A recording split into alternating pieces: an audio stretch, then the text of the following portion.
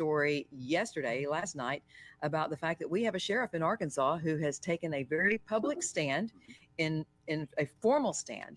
He has said that he is not going to enforce red flag law in his county, regardless of what the federal government or the state government says. So that's an interesting take, and we're going to be talking with him at 7:30 today. Also, we're going to have Jason Lawrence, who's the undersheriff of Garland County, Arkansas.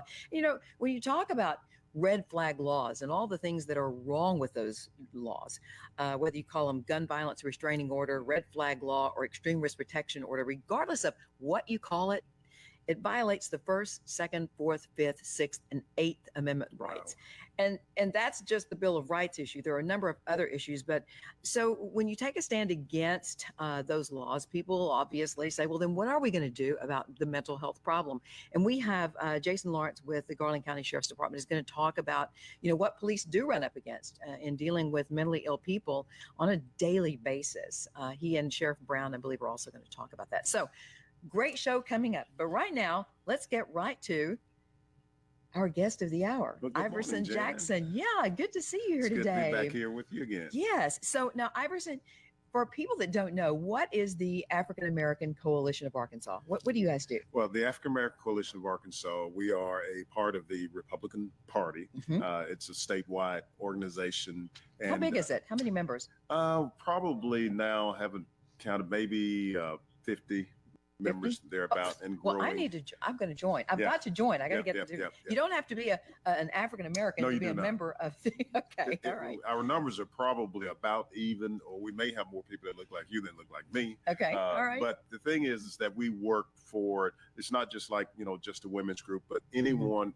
that's a part of any other part of the Republican Party can be a member of the African American Coalition. So we're working, and the name really speaks more to our mission than what we actually look like, because our one of our primary goals is to reach out to African Americans in that community to let them know what the Republican Party is all about. Because as we all know, most people who look like me have been lied to about what the Republican Party is about. So reaching out, doing education and some other things to help bring the truth of what the Republican Party is, and to shine a light on some of the other things that are going on.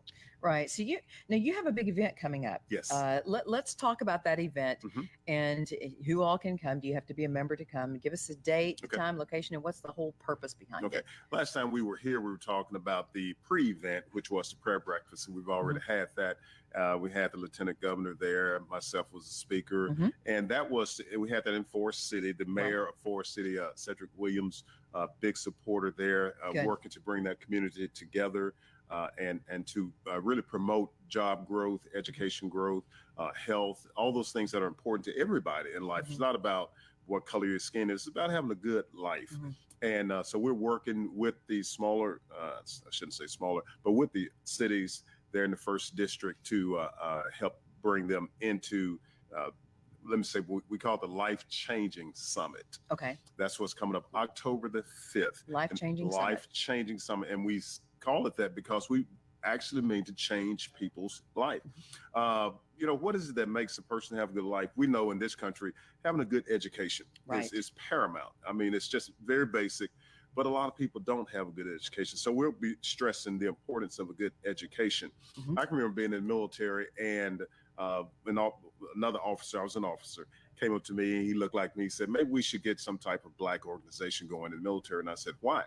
Well, because we're not getting promoted, and we're not getting this. Well, I can't say that because I was the chief in my department. You did get promoted. Yeah, I did. I was getting promoted, but I had all the educational requirements that were called for to get promoted. So I asked him, I said, well, do you have this course? No. Do you have this course? No. Do you have this course? No. Well, you don't deserve to be promoted. So it's not about we're not getting our part, it's that you have to qualify. So we want to help people get stress the importance of education so they can get qualified to get these jobs. Get these jobs and have a good career, not just a job, but a good career. Question on that note. Are you against the concept of asking companies or organizations to lower their standards for people of different races? Well, that's like me. I'm a pastor. That's like me saying, well, you know, you can come and be a part of the church without changing your life, without, you know, we're Christians. So Christians, there's a certain standard to that. Right. And when you start lowering standards, then you're no longer who you are. But the NAACP has done that. I've actually seen them. I know for a fact that they've gone to different police departments and asked them to lower the standards. And I'm like, what? What? Well, you're not helping anyone when you do that. No. Our job should always be to lift people up. Right. Now, if that means that we come down the ladder to do whatever we need to do to give them a boost, that's fine. But to lower the standards is not acceptable. You can't do that, because where do you stop? Right. But I don't see how anybody of any specific race can say that the opportunities are not there in America, because we've had a black president. If you cannot make it in America, where can you make it? Look at Dr. Ben Carson, where he is. I mean, there was a guy who definitely had a rough life, single mother trying to support those children. And so it's all about your drive to succeed. And there's opportunity. This is the land of opportunity. Speaking of opportunity, let's talk about President Trump. Yes. And do you think that more African Americans are going to vote for him this time than last time? Absolutely. Of course, the news is not reporting that. Right. Because things are better. More jobs. Things are better. More jobs. Better economy. And when people, let's say like this, when a man can feed his family, everything else seems better. Right. And so when you have a job, when it gives you dignity, it gives you pride. Your wife looks at you and she smiles instead of saying, why are you looking at me? Right. And your kids love you more. Yeah. All those things. So all those things are happening now. And as with my wife and I travel across the country, what we're seeing everywhere we go, now hiring. Now hiring. And I thought about that. You know what? I'm going to start taking pictures of every now hired trucks driving by, hiring truck drivers, be home every weekend, everywhere. We were in her hometown in Maryland, and we looked, I said, look at that sign there. Now hiring, now hiring, now. So when that's not escape people just because they're black. Right. And you can only tell so many lies, but you can't lie about the economy.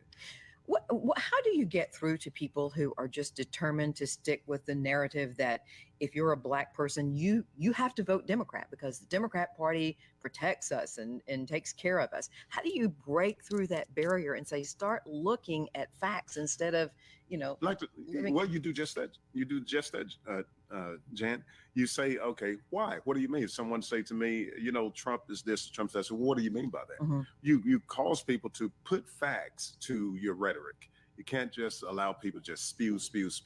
And someone says, well, Trump is this. I said, well, what do you mean by that? Make them prove it, because I have facts. I can prove whatever I say to you, I can substantiate it. Sure. So I don't have to just spout out a bunch of stuff. I can say this is true because, and here are the facts. Again, I was telling you last time, I take my telephone. I said, you got your telephone? Yeah. Well, look it up. We don't have to guess. We don't have to just spew what Trump. Well, prove it. Right. You got the world at your fingertips. So prove it. So what kind of response are you getting? Because I know in this position that you're in, you've got to travel the state. You've got to talk to groups of people and try to get them to listen, to at least listen. Are you getting the cold shoulder, or are people starting to listen? Well, when you say getting the cold shoulder, a lot of things is just about how you take it, how you respond to something. Not to sound arrogant, but I know I'm right. And when you know you're right, you can stand bold. But do they know you're right? Do they listen? Well, they will know before we leave if they will be honest. If they will be honest, you say, if we're going to have an honest dialogue, then I'm going to listen to you. I'm going to let you finish your point. Right. And now you're going to listen to me. Right. If they interrupt us, wait a minute. I listen to you. Now you listen to me. And so when we prove it, when we have facts, and you say, now look at this. Now, how do you dispute that? This is a fact. When the last 8 years before Trump, the economy was down. It just never did pick up. It barely got up over, 1% growth or something like that. Just barely. You cannot argue with the numbers. Right. You can stick to your talking points, but you can't argue with the numbers. And so you just show numbers. You show the proof. And guys, now a lot of black men I talk to, they like Trump. Yeah. Men like strength. There was a student in a class, one of my pistol classes recently, black gentleman. He then turned around and signed up his parents for my class. Okay. But he told me, he said, don't say anything about Trump because they like Hillary and they're Democrats. And well, of course I teased him all day about it, but it's exactly what I did. But they had a great attitude about it. Well, thank you. Yes. The last time you were here, you were not as trained as you are now. Best training I ever received. I've trained this guy. Yes, he now is he can protect himself with a gun. Yes. Although I think you probably could before. I mean, you were in the military, you're in the Army, 25 right? Years. 25 years. Yes. Thank you for your service. Yes, thank you. Yeah. So let's get back to this summit because it sounds like a great event. It is. Tell us where it's going to be. What does it cost? Do you have to pre-register? Okay. How can people find out more about it? Okay. The summit is going to be held in Forest City at the Civic Center, October the 5th from 9 in the morning to about 2 o'clock, 2:30 in the afternoon. Again, it's going to cover we're going to be talking about health. We have some healthcare professionals there.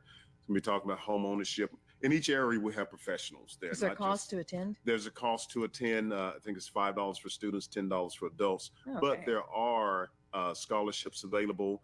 If someone has, 10 kids they want to bring, shouldn't say kids, students they want to bring, right. Don't have the money, we'll find a scholarship. Because we have donors who are already donating. They said, I can't find the people. Can you find people? Of course, I would donate to that. Yes, we'll donate. So we want to make sure that, and we've done these before and have had success with them, but they're called Life Change Summit because we want to teach people the importance. You got to have good health. Right. And again, we're in a country where there's no excuse for that because there's something out there for everyone. A good education. The education is out there. And it doesn't mean that everybody has to go to college. There are a lot of other career fields where you can have a really good career, a good job. And make good money. And make very good money. Like welding. Yeah. Yes. I talked to a welder just a few weeks ago, and he was saying, he said, I got more business than I can handle. He can handle? Yeah. Yeah. You have to open up another franchise somewhere. I can remember when I was teaching at the universities through the ROTC department, well, the guys that were in the military, most of us made more than the professors. Yes. With the exception of maybe the science. We need people in all areas of work. In all areas of work. And everybody don't need to go to college. That's just not their thing.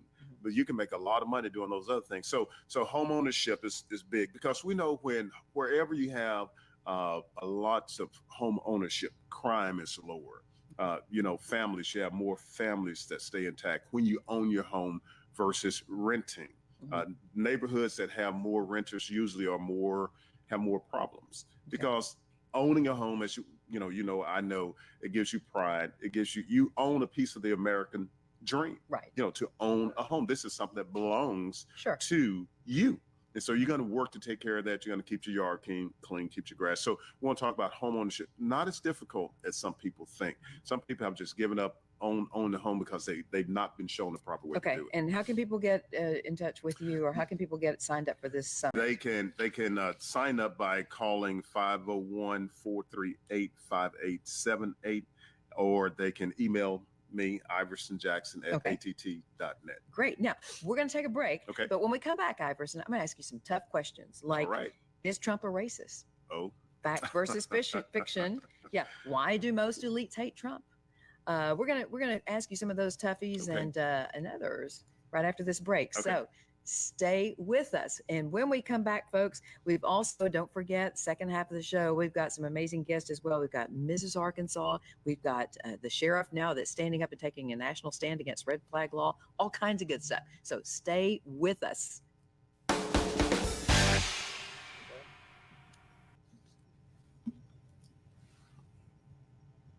Okay, folks, so we're in a break right now, but while we're in the break, this is the radio broadcast break. I'm going to look at some of your responses. Let's scroll down and see what people are saying. Everybody's saying good morning.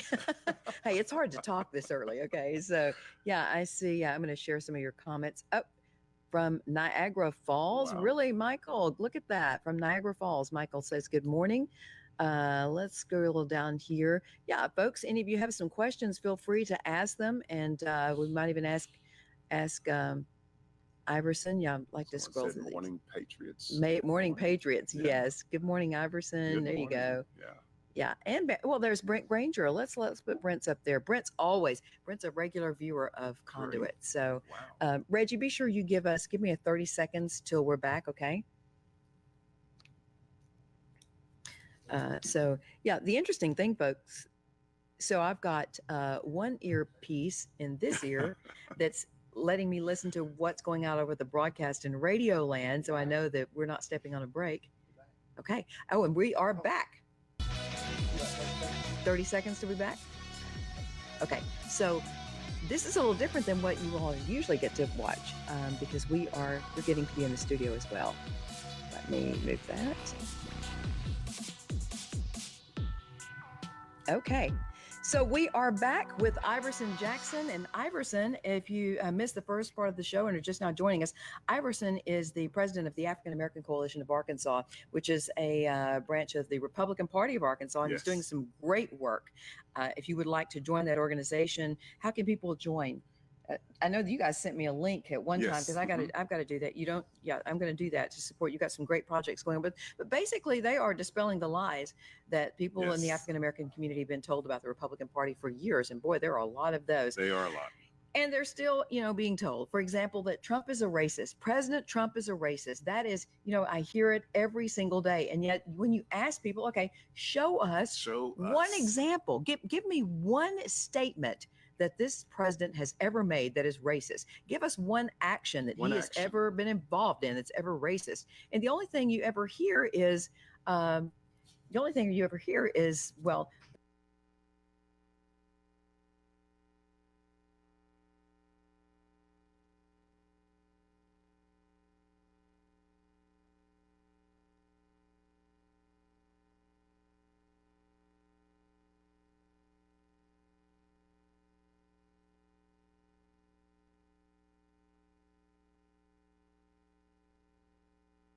a racist. Why? Because whoever said that only people of certain skin color come over the border?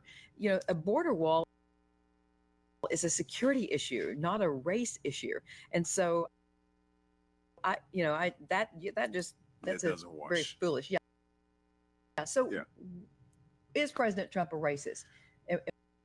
If he's not, then why are people saying that? Yeah. Well, you say, okay, what is a racist? What is a racist? When you ask people, well, Trump is a racist. And just like before, I said, well, what do you mean by that? Point out. But when I did the research, I said, okay, first of all, I know he's not a racist. That's first of all. But secondly, I'm going to go ahead and just research this. I began to look backwards. And what I found when Jesse Jackson ran for president in 1984, 1988. I was in college the first time. And what I found was Donald Trump was right there supporting Jesse Jackson, who was a Democrat. Okay. So he's there. If he's a racist, why is he supporting a guy 35 years ago to be the first black president? If he's a racist. Right. So you move forward, and Jesse Jackson again is presenting Trump with an award, or Trump is receiving an award, I should say it more like that, for being a friend of African Americans, because he's doing so much to help African Americans. But yet he's a racist. Trump, I saw a speech that he did back in, I think it was in the late 80s or early 90s, somewhere in there. And he was talking about his own company, where 25% of his employees were black or minority people. 25%. Do you like Jesse Jackson? Do you like? I mean, do you agree with the stuff that he puts out there? No. Because he and Al Sharpton, I just, those two guys. No, they don't represent. They certainly don't represent me. It's very sad because many times you're the leaders who are people who are considered leaders. If your heart is not right, if your motivation is not right, then you can be persuaded to go different things. So Jesse Jackson doesn't represent me or Al Sharpton, because I just don't believe like they believe. They don't represent my values. I can't speak for anyone else, but a lot of people I speak to, they say the same thing that I say. So, no. And Jesse Jackson, if he would be honest, and I don't know if he said anything about Trump or not, I just don't watch it anymore. Right. But, looking backwards, he was saying what a great friend of African Americans Donald Trump is. And just it's amazing how all these people thought he was such a great friend until he became a candidate for president, and then suddenly that great friend, he was a racist. Yeah, he's a racist. And so that just fits the narrative for them. But is he a racist? Let me say it unequivocally, absolutely no, because there's no proof of it. There's no proof of it. The proof is just the opposite. That he's an opportunist for he wants everybody to have the best thing. Donald Trump loves America, and that includes everybody, that's a part of America doing it the right way. That's what I've seen from Donald Trump. Right. Okay. So, what about socialism versus capitalism? This is not just something that a specific race is focused on. I am concerned it's a generational thing. I mean, we've got the millennials. It is, how did we get to this? Well, Iverson? last night in our Bible study, we were talking about what happens like a first generation that comes on, they're full of fire and zeal and all that stuff. And then they have to do all the work and, trailblazers, pioneers, they have to cut the path. The next generation doesn't have to do near as much. The next generation, pretty soon you got interstates. You're not like the guys that had to go over the mountains. You got interstates, Right. then you got airplanes. So you don't have to do near as much. Then we tend to not appreciate what's been done because you didn't see the struggle. So we have a generation today that has everything laid out for them. It's given to them. You have children, I have children. We like, really? Come on, guys, pick it up. And so when you don't have that same level of struggle, you usually don't have the same level of appreciation for something. And our kids, we've been given and given and given and given and given them because, we say to you, if you love me, give me this. And so these children, or I shouldn't say children again, this generation, they have not had to struggle, fight for, so they don't have the same level of appreciation. And they think they should be just given everything. Entitlement, we call it. The scary thing is, there was a time in America when if you had socialist leanings, you hid it. Yes. You stayed in the closet with it. Yes. Now they proudly come out and pronounce, I am a socialist. You look at Ocasio-Cortez, look at Bernie Sanders. Well, it's just ignorance going to seed, as we said, because they don't understand what socialism is. And they don't understand what we came from. Where we came from. They have, and if you don't know history, if you don't know world history, you're doomed to repeat the mistakes of history. Yes, you are. And that is very frightening to me. The fact that Bernie Sanders got as many votes as he did the last time, and that Ocasio, I sat there and listened to AOC the other day say that I don't mean that we have to end cows. That was actually a statement she made. And I thought, Iverson, if our founding fathers were alive today and they watched, you probably saw that little blurb that they put on national TV last night of Ocasio making this live feed. And that was just one of many bizarre statements she made. Yeah. But if our founding fathers could see that and say, this is a person that's a member of U.S. Congress, what would they say today? Well, I think they just about lose their mind. I would be embarrassed if someone from Arkansas, if we had a congressperson from Arkansas who spoke like that. It was like, she's representing me. I would really be embarrassed. Right. So, I would say to the people in her district, you got to do something about her. Right. Okay. Because she's representing them. Yeah. Well, we are about to hit a hard break, so I'm going to have to give a quick wrap. But Iverson, it has been so much fun having you on the set with us. If we get a chance before you leave, I do want to talk about the Israel trip. You've got a trip that people can participate in. So we're going to do that. Got to go to a break. We'll be right back.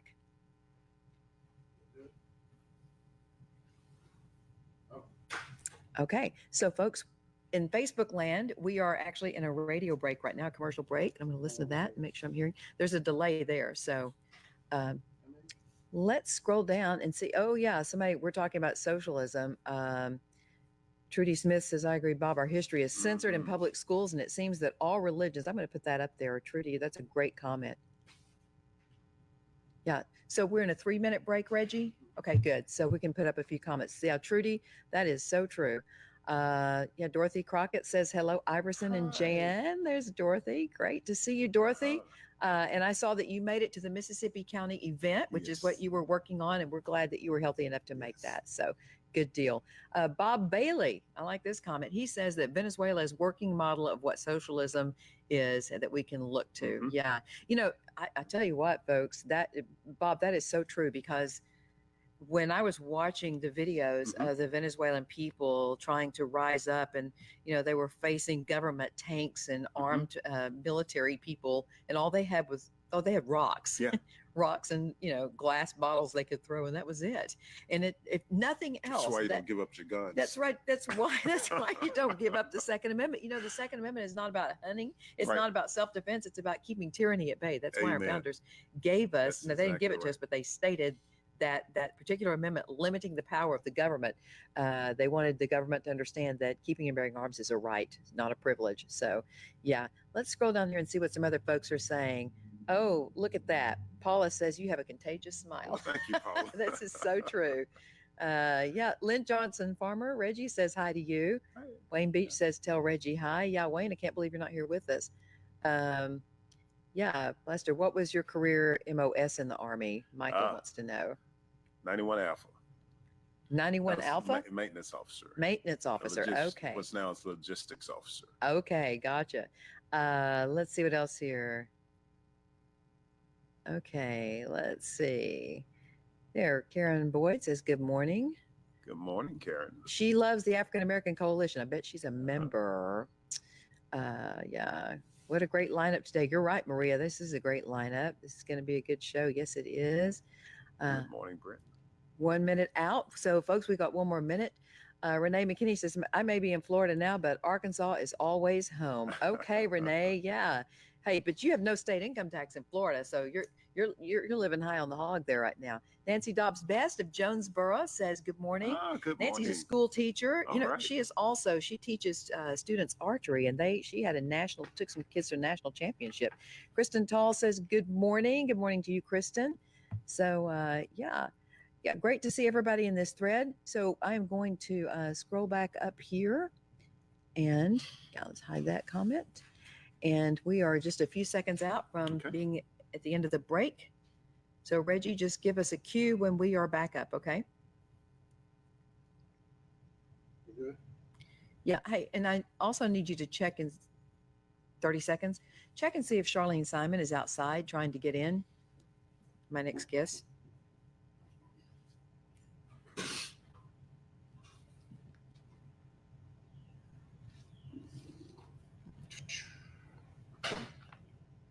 Okay. Good morning, Jan Morgan, back in, filling in for Paul Harrell. Thank you so much for joining us today. You know, we have had such a great visit with Iverson Jackson. We're holding him over for a little bit to talk with us about some more issues. So, Iverson, you've got a trip coming up. Mm-hmm. You're hosting a trip to Israel. Yes. Tell us, what is that all about? We're going to Israel. Well, let me start up by saying this. I went to Israel in 2017, March of 2017, absolutely changed my life. And you hear people say that all the time, but it's actually true. I was saying this last night to the church. I said, speaking about walls, right? Bethlehem has been walled off from, Jerusalem. And I said, when they put the wall up, 95% of the terrorist activities and bombing stopped. Yeah. Yeah. So just there you go for a wall again. The shows that walls works. Yeah. The walls work. It's like locking your door at night. It is. If you wanted anybody and everybody to be able to come in, you just leave your doors unlocked and put a welcome sign on the door. And you can't say that the people there in Israel are racist, because that is one of the most multicultural cities in the world. True. In the absolute world. And it's one of the safest cities in the world also. But it doesn't, the scary thing when you talk about a trip of a lifetime, I've always wanted to go to Israel. And Mike Huckabee's done trips, and Judge Janine Pirro has done trips. I mean, there have been several opportunities, Tom Trento, that I looked at, I was like, I want to go so bad. But to me, that is it's scary because of all the terrorist attacks. And but that's one of the safest places you can be, is in Israel. Because everybody's armed. Everybody's armed.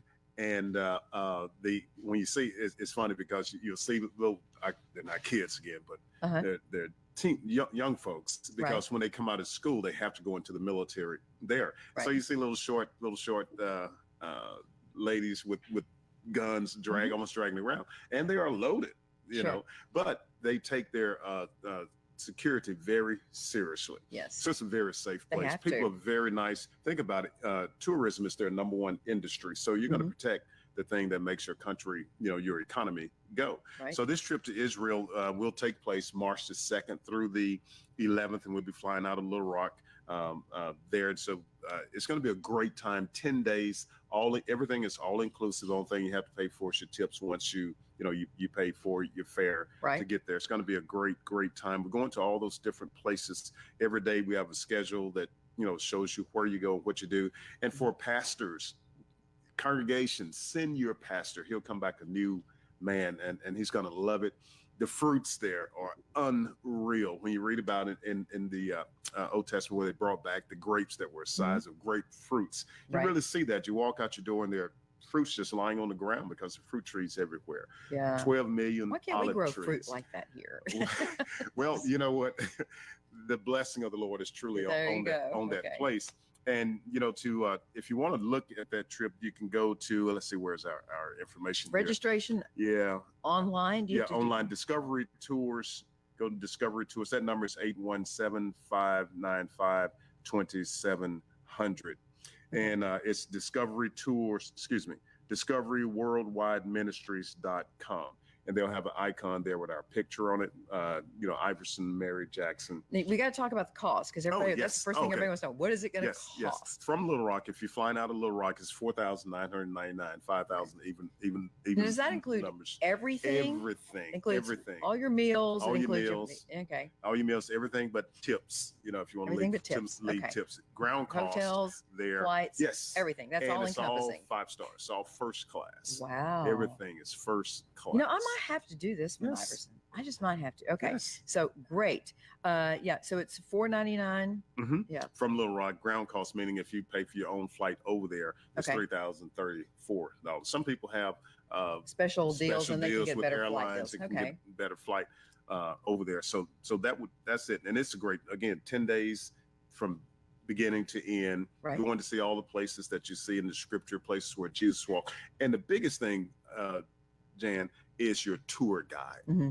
That makes all the difference in the world. These are not people that have just been over there one time and now they're going to take you. Now, we're the host, but we'll have a professional tour guide. Mm-hmm. These people have to go to college. They get degrees in this, just like we get degrees. And I have a business degree. Same thing. So and anybody can go. You don't have to be a pastor. Don't have to be a pastor. Anybody can go. Yeah. So do you already have some people signed up, or is this just you just started organizing? We are. Well, we've had this going. Stages? I haven't checked the numbers lately, but what is are you going to set a limit on the number of people that can go? Well, we can always expand. Okay. We can always expand. Right now, we have like one tour bus Mm-hmm. lined up, but we can always expand. Okay. And you're going to get to visit a lot of the primary sites. Mm-hmm. Where are we going to go? Okay. Day one, and this is like day by day by day. Okay. We'll there's be a in whole Tel Aviv. brochure. Yeah, Let me just kind of brochure. show this. So when you sign up, check this out. You'll get to this brochure, and it has a long list of all the things you get to see and do. Okay. And so for those of you listening out in Radio Land, give us a couple of the highlights and places where people get to hear. We'll go to the Sea of Galilee. That's going to be a great time there because you can actually you'll see the waters and we'll have a meal right there at the Sea of Galilee. Mm-hmm. So many things took place on the Sea of Galilee. Jesus walking on the water. You look across from one side to the other, you can see where the hogs ran into the ocean and drowned. It calls ocean, but into the Sea of Galilee. We'll go to Caesarea Philippi, Caesarea, where Jesus was talking to him. He says, who do men say that I am? And then he talked about the gates of hell. We'll actually see those gates of hell. Those gates, okay. Yeah, what was called the gates, and still is called the gates of hell. It was a place where they always kept a fire going there, mm-hmm. and people would come and throw their babies in the fire as an offering to the gods there. Now, we cringe when we say that, but aren't we doing the same thing today with abortions? This is true. Yeah. So we're just clean it up and sterilize it, and don't call it, religious. But it's the same thing. Speaking of abortion, I have to share this real quickly because I heard this last night. There was a guy that was talking about the whole abortion issue, mm-hmm. and he raised, and of course it became a huge controversy. But he said, look, if women say that they're going to have a right to have an abortion, then I, as the father of that child, I have a right to abandon the baby financially. Wow. Yeah, he said, so you can't support both women. He said, ladies, if you believe that a woman has a right to choose, then as a man, I have a right to choose to abandon. I mean, what's worse? You're talking about murdering a baby. I'm talking about abandoning it. Yeah. So yeah, it ends up being the same thing, doesn't it? It is. Wow. But I thought, boy, that is pretty profound. Yeah, and of course, he got a lot of backlash. Yeah, of course, anyway. Always. But you just have to stand up for it. One of the other things, we'll see the old city of David. Mm-hmm. Now when we were there, they were really just getting going, excavating that. So everything that's in the scripture becomes alive because they were saying, oh, that city never did exist. Some people were saying that, but then they begin to find artifacts as they are digging and excavating and finding more and more. So we got a chance to visit that. Masada was one of the things that I really enjoyed going to Masada. Masada was the last holdout before the Romans were able to completely conquer the Jewish people. Mm-hmm. Herod the Great built that city up on a big mountain. It took the Romans several years to build a platform to actually get in there. Right. But even this is exciting here. They found some of the old pottery that contained some of the old figs. Really? And yes, the scientists the Jewish people are just awesome people, and their science are rejuvenating some of those seeds. And so we'll be able to pretty soon if they haven't already. Again, that's been 2 years Amazing. to grow trees from the seeds From that the were seeds that around were- when Jesus walked the earth. Wow. So that's going to be pretty powerful. Masada was just great. And then, of course, you know, the garden tomb, seeing the garden tomb where Jesus was, and the birthplace of Jesus, and all those places like that, where Jesus walked, where the temple was at. We'll go to the Wailing Wall. So all those things there, everything that you read about, that there's significant places, Mount Carmel, where the showdown was with Elijah and the prophets of Baal, where he cut off their heads. We'll go there. Be opportunities to go to a lot of different tour shops and so forth like that. And so it's great. It's just great. We went to the the Nesseret. We went there to that building where their council meets. Right. We went right. there. So just a great Sounds like trip. an amazing It time. is. So, what is the deadline for people to pre-register or whatever Have it, for this trip? Need to have it done by December. By December. By December. You have So to there have goes your Christmas money. There goes your Christmas shopping money. Just there you go. You say, I want a trip to Israel. Just And $4,000. it really is a trip of a lifetime. Treat yourself. You know, our Yeah. kids are grown now, so it's a good trip for us. We don't Yeah. have to, How many times have you been to just Israel? that one time. To Israel, Yeah, just the once. just the one time. Okay, so you're But going back. So I'm it must going have been phenomenal. It was absolutely phenomenal. Yeah, I hear from people that have Mhm. gone to Israel, that it does change your life to Yeah. actually go and see firsthand, not look in a book, but there you go, to see firsthand. What is this? Jerusalem. Jerusalem. Oh yeah, That's So- yours. oh wow, Yeah, thank yeah, you. Look that's at yours. that. I love it. I will put that in our cabinet here Mhm. of special gifts. Thank you, Iverson. That actually came from Jerusalem. Yes, it You did. just- okay. Actually, from Jerusalem. When I was there last time. Wow, that is awesome. What a great It's present. great shopping. But I've heard, that people that go say that it's one thing to read about Yes. it, and look at the pictures and look at videos, but to actually go Be there there. and stand on the To ground, stand on the ground. and to be in the very places that you read about in the Yes. Bible, Yes. that it really Stand on the brings it- mountains and to look out over the plains and to have them explain to you when the Jewish people moved back in 1948, when they became a nation again in 1948, Mhm. the condition of the land was just absolutely horrible. A lot of it was flooded.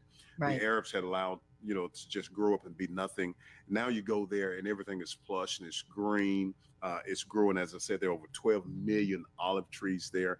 They have the technology is just second to none.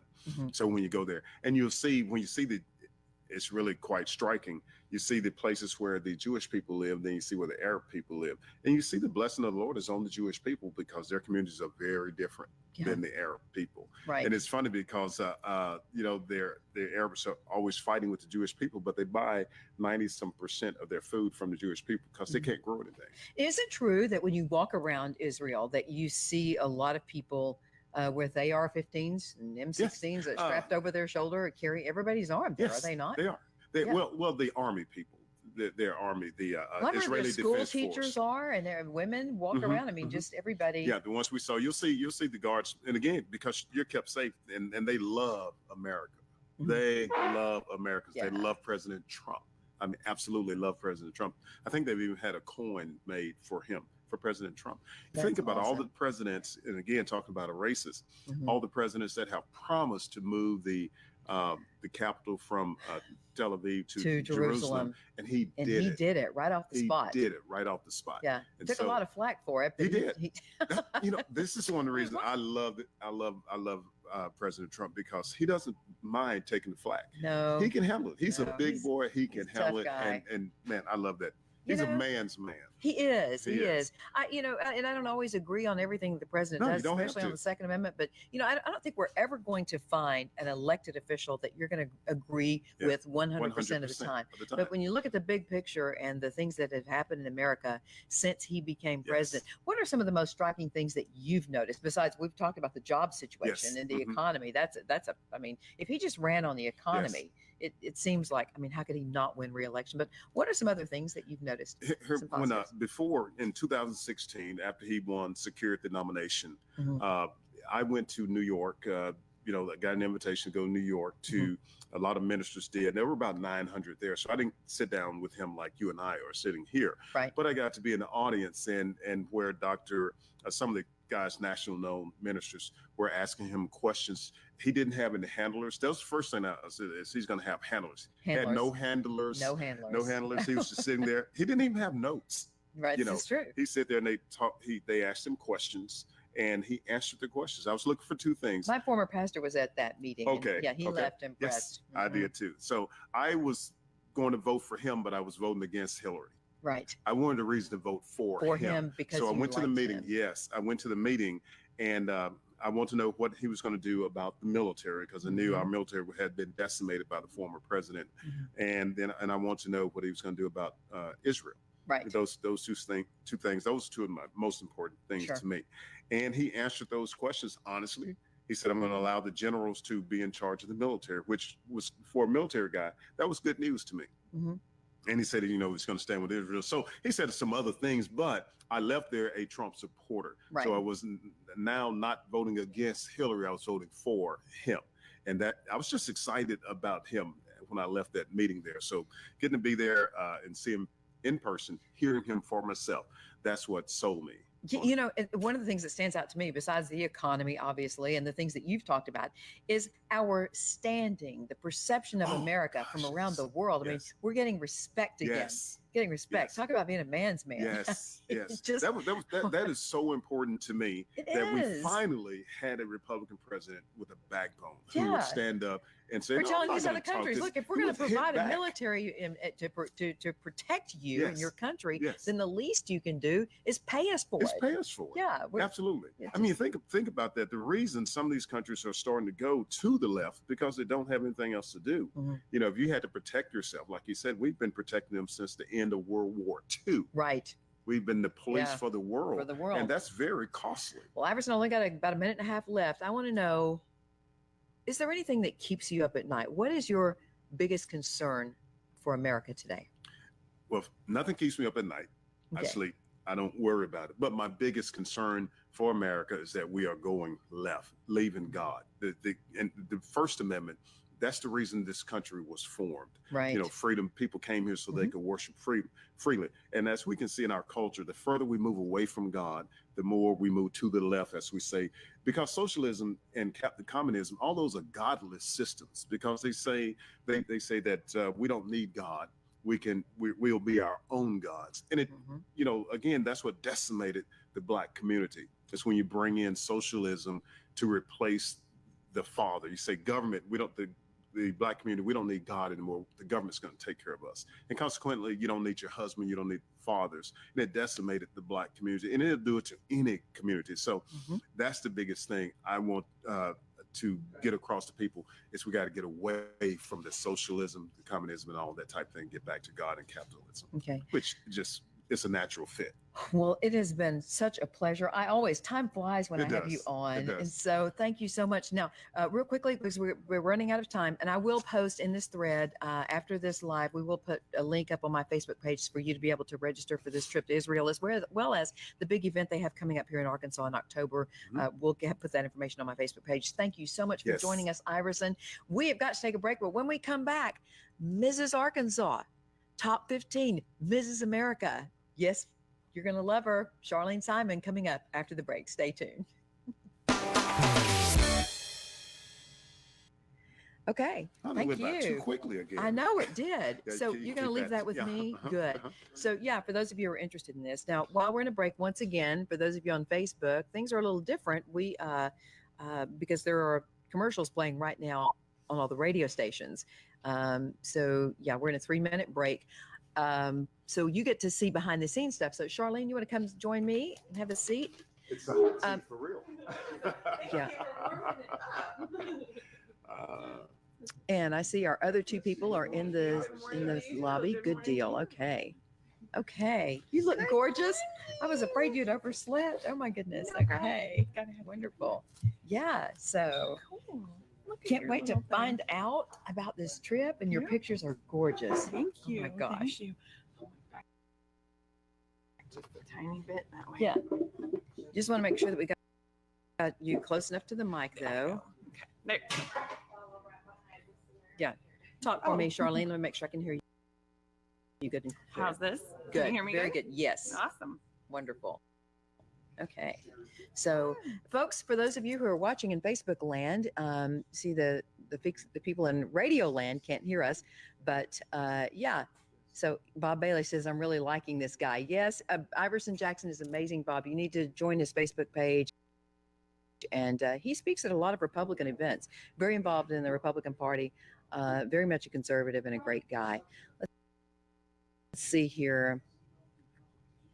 Yeah, Dave Roger says, Jan, you might want to join Patriots in Action on Facebook. It's a gun group for the Second Amendment. Okay, Dave, we'll take a look at that.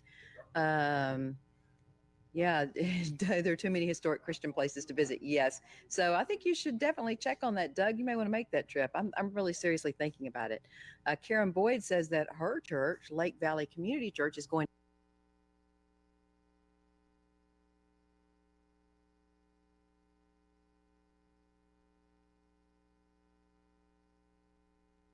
to Israel in 2022. How awesome. Only other place in the world I want to go outside of the U.S. Okay, good deal. Yeah, Maria, that would be awesome. You and I are going to be so busy, though, with 2A women. I don't know if we can get away for that length of time. We'll have to see. Bob Bailey, I think you need to go to Israel.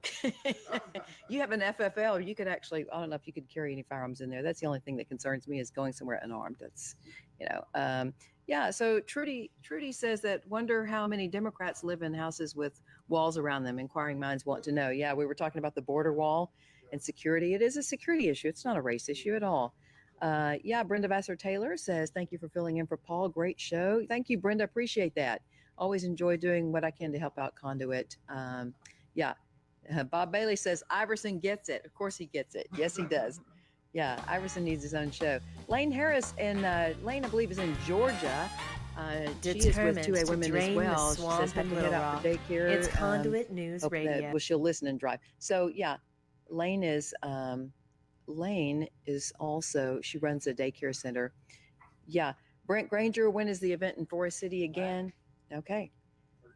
30 seconds till we're back. Okay, folks. So, yeah, Dorothy says hello. All right. So, folks, I'm going to stop scrolling the comments and get ready because we are 30 seconds out from being back on. Be sure you give me an exact cue, Reggie, because tell him that because of the delay, I can't hear.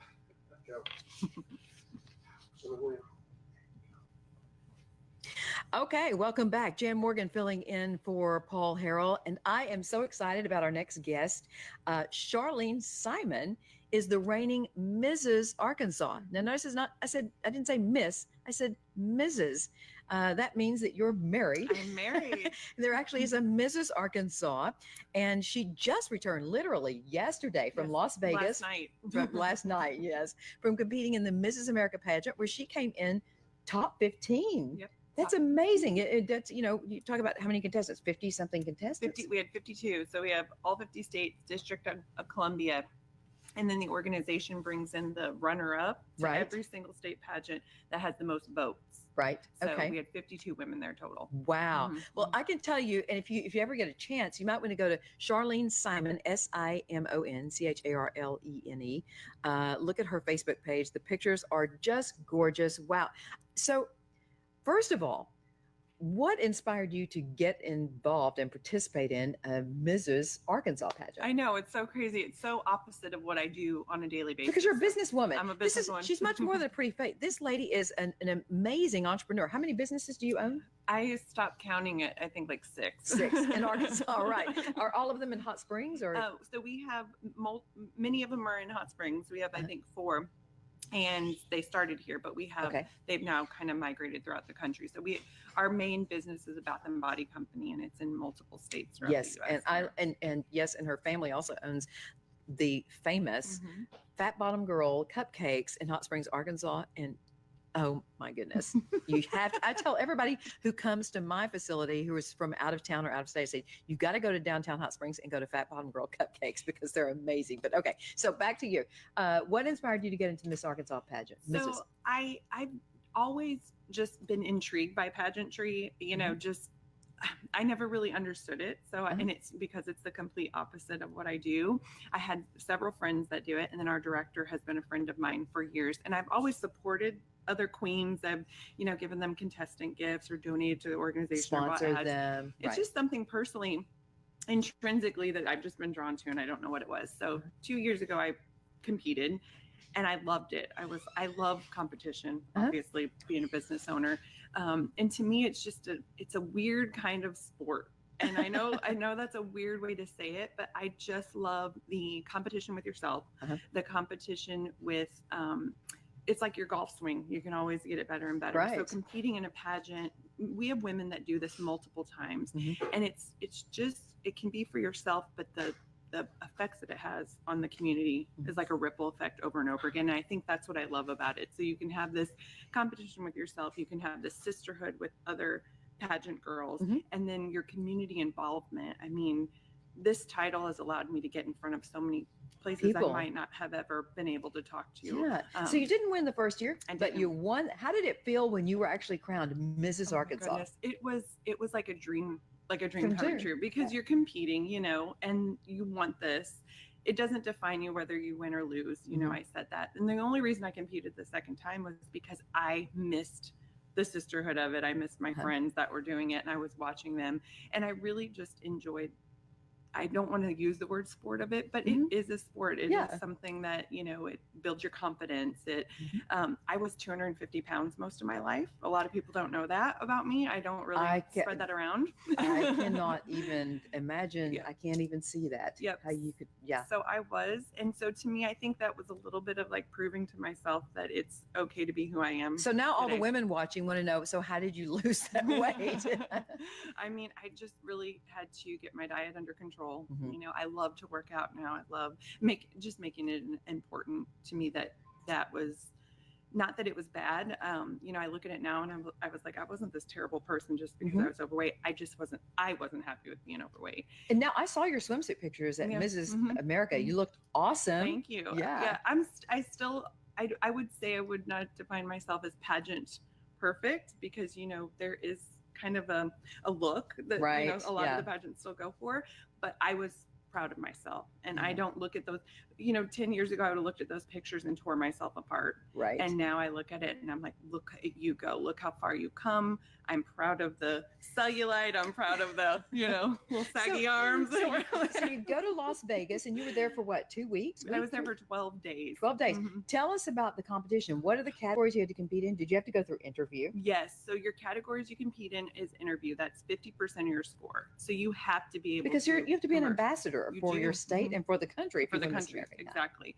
And so you do interview, that's 50% of your score. And then you do swimsuit, that's 25%. Evening gown is 25%. And the evening gown also encompasses an onstage question. So you may be great in interview and you're fine on stage in a swimsuit and you're fine in your evening gown, but that onstage question is really what trips the most.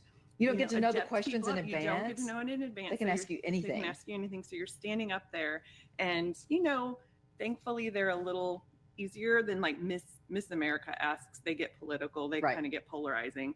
But our pageant, y'all stay away from politics completely. We stay away from politics and religion. Was that girl that was dethroned? Was she part of that system, the Mrs. America, or was that a different pageant system? I think it wasn't Mrs. It would have been like one of the scholarship pageants, probably like that. Okay. So they'll ask something easy like, why do you feel you're qualified to be Mrs. America? And that seems like a pretty benign question until you're up there in front of 1,000 people and you're like, wait a minute, am I adequate enough to be Mrs. America? I don't know. So you could say, well, how long do you have? Right. Exactly. How much time do you have? Well, because I can talk all day about why I should be Mrs. America. Well, and that's the funny thing. You sort of need to answer it succinctly and quickly because they're looking to see if you can speak on stage. The context of it is somewhat important, but it's mostly important that you're able to, just kind of flow with it. So, okay. Yeah. All right. So what was the most frightening part of the whole competition for you? Nothing. I went in prepared. I went in wanting to just enjoy the experience. Winning was my focus. Of course I went there to win, but I wanted to enjoy the experience once in a lifetime. I'm never going to be able to do it again. Right. I just wanted to soak in what it was and what it could be for me. And that's exactly what I did. And your ego can kind of really get involved when you're competing in a beauty competition. And you have to have a certain level of confidence. You do. You do. I just really kept my ego at bay. I said, enjoy this experience, enjoy the people. The people are incredible. I mean, these ladies are accomplished where they're sharing this ambition. You know, it's kind of cool to get kind of like the gun club, you know, it's like the gun cave. It's you come together and you share this ambition. And there's something about bringing all these people together for the same cause that is just, it's just huge. It lights you up. And that's what this is about for me. And I just love the women that were there and the owners of the pageant and my director. So what do you take from all this, Charlene? What the whole experience from the Mrs. Arkansas pageant and the Mrs. America pageant, what are you going to walk away with from all that experience? I'm walking away knowing that I have this fierce femininity that I'm not going to ever hide again, like I have in the past, you know, and that it's okay for women to step out and do something that scares the holy heck out of them. Right. And, you know, I just did that not very, very long ago with becoming a gun owner. Yes. With you and you teaching me. Yes, she signed up for my pistol class. She and her husband showed up one day and they walked up to the counter and she was going to sign up for the class. And I was like, I know her from somewhere. I said, I know you from somewhere. And she said, I'm Mrs. Arkansas. And I said, wow, how cool is that? And you want to learn to shoot a gun? You want to learn? She's an amazing shot, by the way, folks, just so you know, she is an amazing shot. She's fearless. She's fearless. But yeah, it was a pleasure having you and your husband in class, both of you. So. We had a blast. Good. Literally. We literally had a blast. We did, yes. And came back afterward and shot some more. And so now it's kind of empowering to know now that you can defend yourself if somebody comes and tries to take your life. Sure. So, you know, what kind of prompted it wasn't necessarily interest in the subject. Not that I just didn't think about guns. You know, I was like, oh, I'm not against guns or for guns. I wasn't.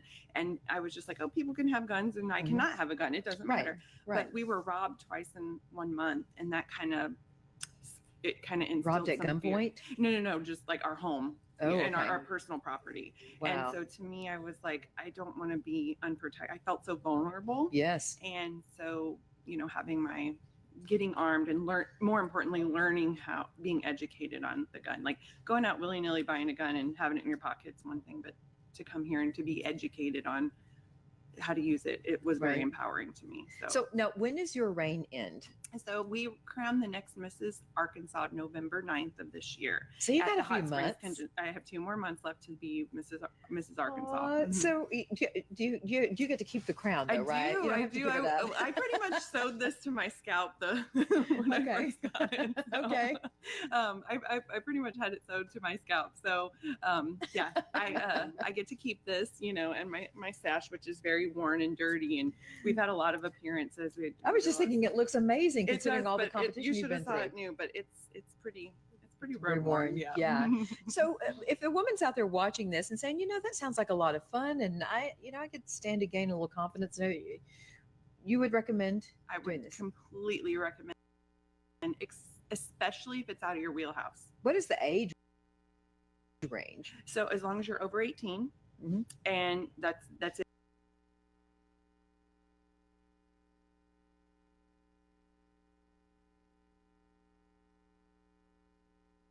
So you can be 90, you know. But that's so hard if you're an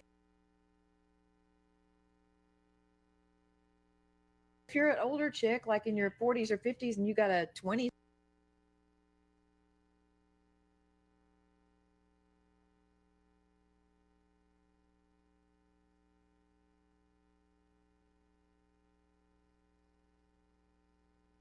Outcome, you always think you have the person picked out, and that's what I love about pageantry. You're like, oh, that's the winner, right? And they're hardly ever the one that makes the top 6 or top 3 or the one that's crowned. It's crazy. You just never know. You just need to go there, be yourself. But I highly recommend pageantry for somebody that just not in your wheelhouse. I judged pageants for years. I was in the Miss Texas pageant way back when I was 18 years old. Was in the Miss Texas pageant, and so for years I actually judged pageants, and I can tell you that as a judge, I chose my winner in interview. An interview. It's true. The judges, you fall in love with a candidate in interview, and you learn when you meet that person and you find out who the core of that person is. Yep. That's what, it doesn't matter what they wear or how they model. It's like, this is in the bag. So, okay. Welcoming back from the break, for those of you joining us from the radio land, we are also broadcasting live on Facebook nationally and internationally. And we are with Charlene Simon, the reigning Mrs. Arkansas, just returned from the Mrs. America pageant where she made the top 15 finalists. So that is so awesome. And we're really proud of you. Now, Charlene, as a business owner, I want to talk about that briefly because you do have a number of multiple businesses, successful businesses. Is it harder, you think, for a woman to become a business owner and be successful in the small business realm than it is for men today?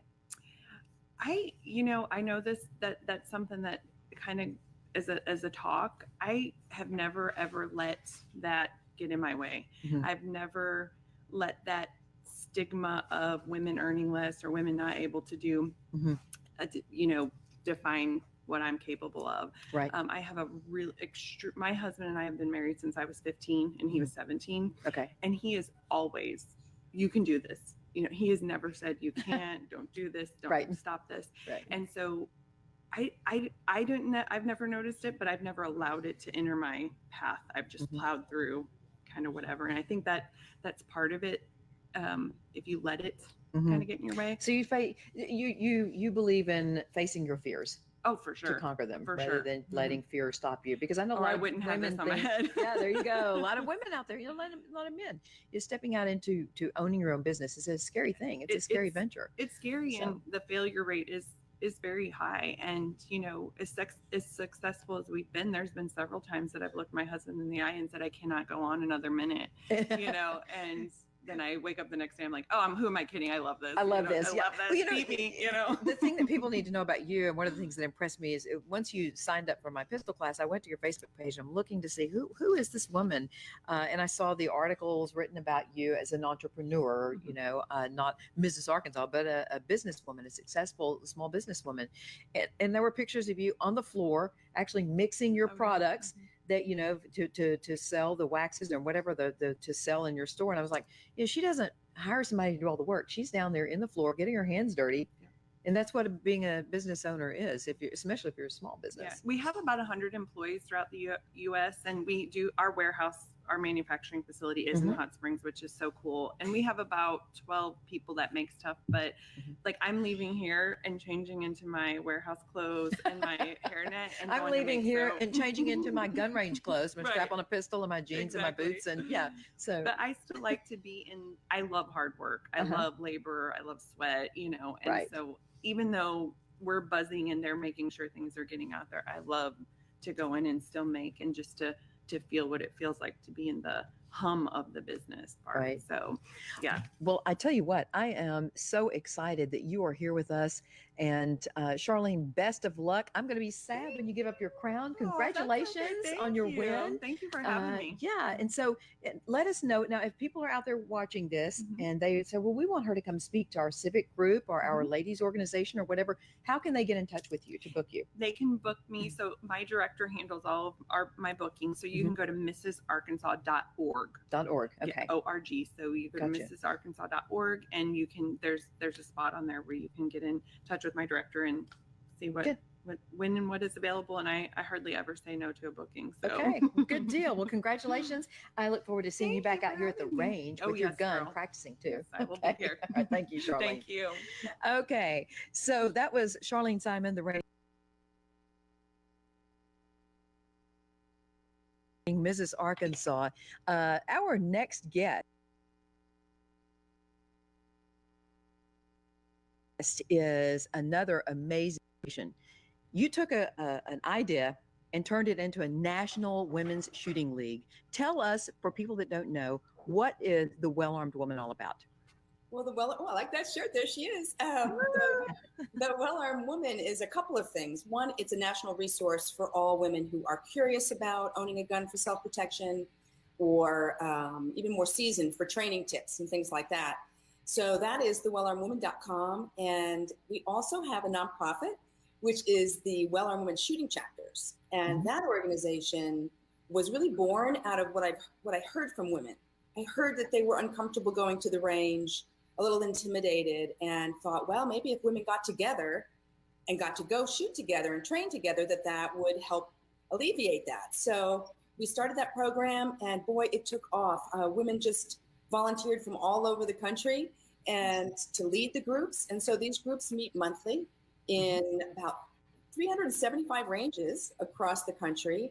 And women are just so eager to learn and train and be their own self-protectors, and to get to do that as a group is pretty amazing. And so that's kind of what the Well Armed Woman is, and we're very excited about its growth and how well received it's been. How many chapters do you have across America? I think we're about 370. It kind of changes, 370 or 372 now. It's pretty remarkable. Yeah. And sitting beside me is Stacy Clunch. Stacy is the director of the Well Armed Woman Southwest Arkansas chapter. Yes. And I tell you that Stacy has just grown that group phenomenally. There are like 25, 30 women that show up every month here to shoot with the Well Armed Woman group. And just watching what it's done for those women's lives has been amazing. You equip them, you empower them to take control over their personal security. And that's just an amazing thing. And I congratulate you, Carrie, for such a huge, successful program. One of the reasons I wanted to bring you on too is because your organization was the latest conservative, well, it's not even conservative, but you're a firearms related business organization to be the victim of media bias by the social media. Your Instagram page was recently deleted. The Well Armed Woman national Instagram page recently deleted for how long? It was about 6 days. And for no reason, right? Did you get any did you violate any of their rules or anything like that? I don't know what we did or didn't do. There was no communication from Instagram at all, and still has not been. So the page just went down, and then I've made a lot of noise. You know, I'm blessed to know a lot of people in the industry. And so I had people from the NRA, NSSF, Crossbreed, Holsters, AmmoLand, Truth About Guns, Bearing Arms, everybody just kind of pitched in, and our fans and followers and our chapter members kind of went loud with it, and it just appeared 6 days later with no explanation at all. And you know, I think it's important to understand that our pages, our social media is not political. We're not controversial. I mean, except unless you're an anti-gun person or, you know, somebody who wishes we all didn't have the right to own a firearm. But it's all about education and empowering women. So, you know, there's no nudity, there's no violence, we don't incite violence. I mean, none of the things that normally kind of tick off social media. And you're not a partisan organization. I mean, you're not a political organization, unlike, you know, a lot of us out there who've actually been victims of social media bias as far as losing our pages or having them shadow banned or whatever. Your organization doesn't do political posts. It's all about just women deciding to protect themselves and get trained in self-defense. So it's hard to understand why that happened. But your page is back up. Yes, was it an explanation about why it's back up? Nope, nothing. It just reappeared. We were just able to log back in, and it was live. No explanation. It's really frustrating. It's extremely frustrating. And, you know, for years we've been kind of seeing the censorship or whatever, but it feels like it's gone to new lows, you know, to new depths. And it really is a concern. And if you think about the thousands, hundreds of thousands of firearms related businesses, smaller businesses, you know, they don't have the contacts that I have, you know, and so what do? You know, we made a stink, and we were able to make a loud enough stink, I assume, that forced them to put it back up. But the gun owner who gets shut down, or the gun shop that gets shut down, they may not have connections. Those connections and that ability. And so, you know, when this happened, you know, I was hearing from everybody. I was getting, you know, Facebook messages and emails, you know, from small companies whose pages had been removed. So it's not like this is going to happen. It's already happening. Yeah. And it's a real concern. To an organization that's simply trying to equip and empower women. Stacey, you recently attended the National Well Armed Woman Convention. And I want to know, what did it feel like to be in that convention hall with just a huge crowd of women in purple shirts? What was it like to be a part of that? It is so empowering. Honestly, it pumps you up. It just makes you feel I don't know, you just beam inside. All these women that share the same passion, building everybody up, and it's just love. Everybody just comes together. I mean, like family, and you don't even know them, but they're just like family. And I noticed the group of women that you've gotten here, and you work really hard to make sure that nothing's ever partisan. I mean, she's very specific about not her organization here is not Democrat, Republican. It's about self-defense and equipping, empowering. So how did you feel when you saw that the national page has been shut down? I was furious. I felt helpless. I immediately, when I saw Carrie's post, I was like, this is not going to work. So I started sharing and just getting the like word she out. said, just feeling helpless because we are just trying to help women. And our posts are never one side or the other. So I just thought, oh my gosh, what are we going to do? Thank God it's back on. You know, Carrie, your organization, you formed that organization at just the right time, at a time when women really started deciding it's time to get armed and trained. I mean, you couldn't have picked a better time. And I've watched women come in to our facility to come to her meetings. And I just kind of sit back and watch, and I'm a member too. I joined and I listen and I learn. And for example, the women are just so hungry for the knowledge and how to protect themselves. When you came back from the convention, you brought back some tips that you learned at the convention on self-defense. And I learned some things. I thought I knew what I needed to know about hand-to-hand combat stuff, but it was amazing. Yeah, we try to keep it entertaining, but we also try to keep it fresh. And so we're always bringing in speakers, or I'm always looking and trying to figure out what women want, and really try to kind of touch each one. It's kind of hard because you have to get to know each woman, and I really want them to feel like they're heard. And just, I don't want to just firearms. That is our biggest focus, but I also want to look at other things like non-lethal type of tactics and whatnot. So now, Carrie, so if women are watching this and saying, hey, that sounds like something I want to do, because when you go to the Well-Armed Woman meetings, if you join the Well-Armed Woman, you come to the meetings, you get to shoot, for free at the range where you go to, and you get to have that camaraderie with other women who are interested, and you don't have to be a gun goddess or a tactical princess to be able to shoot. It's a learning environment as well. You have a national website that people can go to. Can you explain how people can go to that website and connect with a chapter in their state? Very good. The hub of all of everything Well-Armed Women is thewelarmedwoman.com. And up on the top there's a link to find a chapter in your area. So you can read the content, ask your questions. I mean, many women come to the site who don't own a gun yet. And they're curious. And I think one of the beautiful things that the Well-Armed Woman has done is kind of put out the welcome mat, and normalized, if you will, armed self-protection for women. So it gives them a place to go and get their questions answered. And from there, you can find the products, you can go find a chapter. That's really the hub. So that's what I would recommend, is to go to thewelarmedwoman.com. And, speaking of that, I was on your website a couple of months ago, and I was really excited to see that for women who haven't bought a gun yet, you actually had an article on there that was based on a number of studies of women who have tried 200 different guns, I believe. And you had a listing of, these are the most popular guns that women seem to like after shooting all these guns. These are the ones they like the most. And I thought that was extremely helpful to women because people are always asking me, what should I shoot? And the interesting thing is the article and the order that you listed the guns and the types of guns, and you said, this is the most popular for women, this is the second most.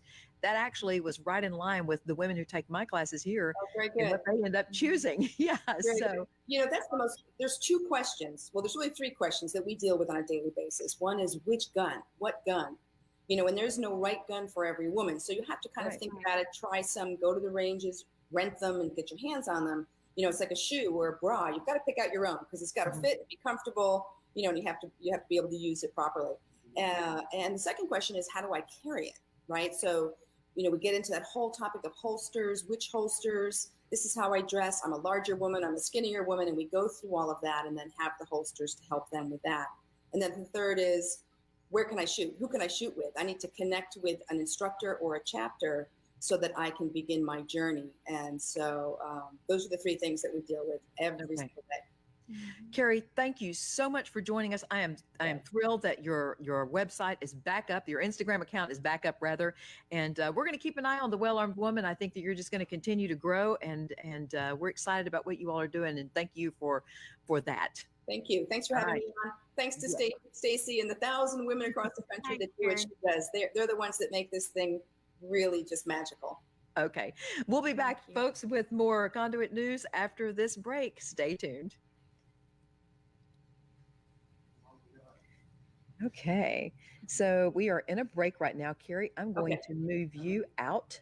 And thank you so much, sweetie, for joining us. I'll talk to you soon. Bye, Stacy. Bye, honey. Okay, so the folks that are still with us on Facebook, we got a 3-minute break. Okay, so Stacy, while we're in a 3-minute break, you can chat with some folks. What do you think is the most common misconception women have about guns? And while you're doing that, I'm going to do some work on getting this next guest lined up. Okay. Yeah. So, what are some of the common misconceptions that women have about guns? Oh well, they feel like it's a guy thing. I think they feel like you have to be manly or butchy, I guess, to carry a gun. And you can be very girly. You can be very girly and love your makeup and whatever. And also that they feel like it's really scary and that they're just never going to be able to master it. Yeah. And then when you see them and you see the excitement in their face, like, oh my gosh, I can get this. I can do this. Yeah. That's what I love. I mean, well, listen, thank you so much for joining us this time of the morning. And I guess I'll see you at the next Well-Armed Woman meeting. Yes, you will. And by the way, if you are in Arkansas and you want to join the Southwest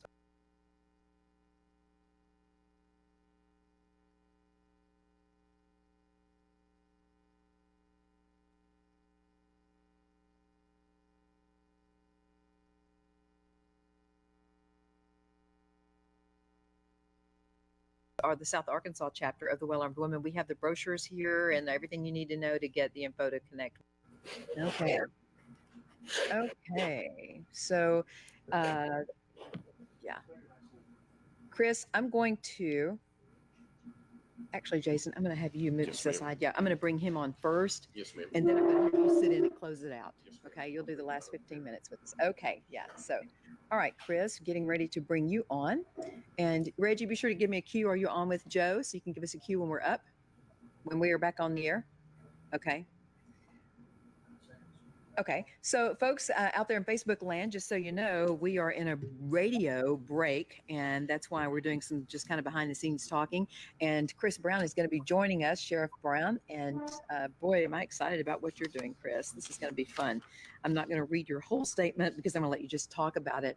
But yeah, so I'm going to put you, let's see if I can bring this up. Yeah. There we go. Okay. So, and I'm about to lose my voice. It's been a long morning here. 2 hours have flown by quickly, haven't they? Yeah. Bye, Stacy. Yeah. Thank you all for joining us in the broadcast too. I'm going to look at your comments. How much